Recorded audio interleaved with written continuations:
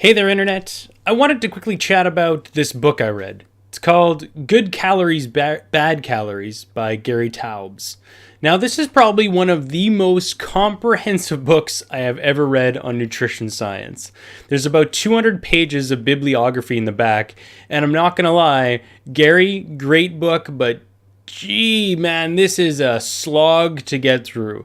If only because it is so comprehensive. Now, that's not to say it's a bad book. It's actually a pretty incredible book, and I've learned more reading this book about nutrition and the science behind it than anything else in the history of my life.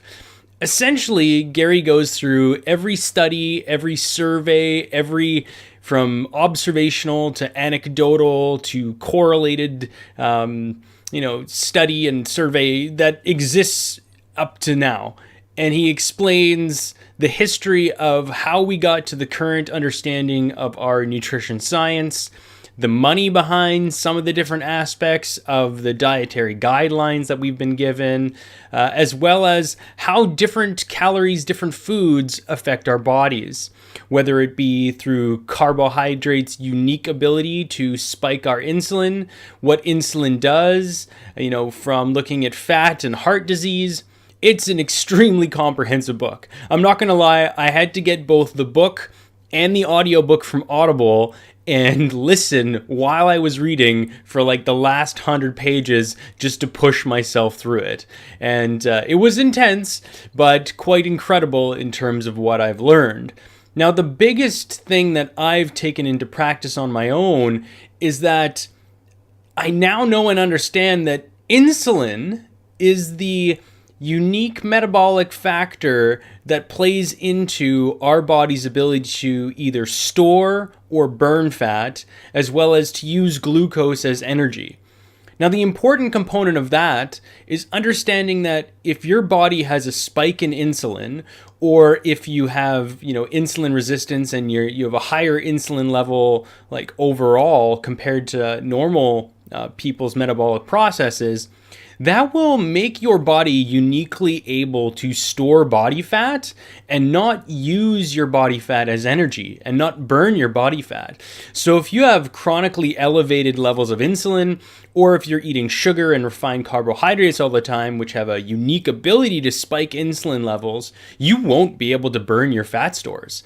It essentially inhibits that ability of your body to use it, and you just keep storing more and more of it. And if you don't do things like whether it be changing your diet or going to the gym and making your body more sensitive to insulin to not allow these factors, you will just put on weight. You'll just get fatter. And that's why intermittent fasting has been really great in terms of limiting the amount of times you spike insulin in the day, as well as ketogenic diets where you consume a lot of fat and not as many carbohydrates.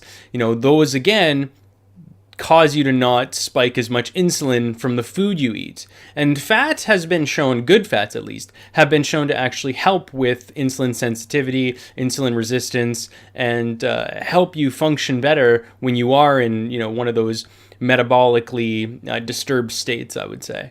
So I would highly recommend, if you're someone who likes a lot of research, who's into understanding the scientific methods and the past history of nutrition, that you pick up a copy of the Good Calories, Bad Calories. But he does have some other books as well, The Case Against Sugar and Why We Get Fat, that are a little less intense. The Case Against Sugar is also good, but if you've read Good Calories, Bad Calories, it kind of piggybacks off of that same research. So there's not as much new information in that one.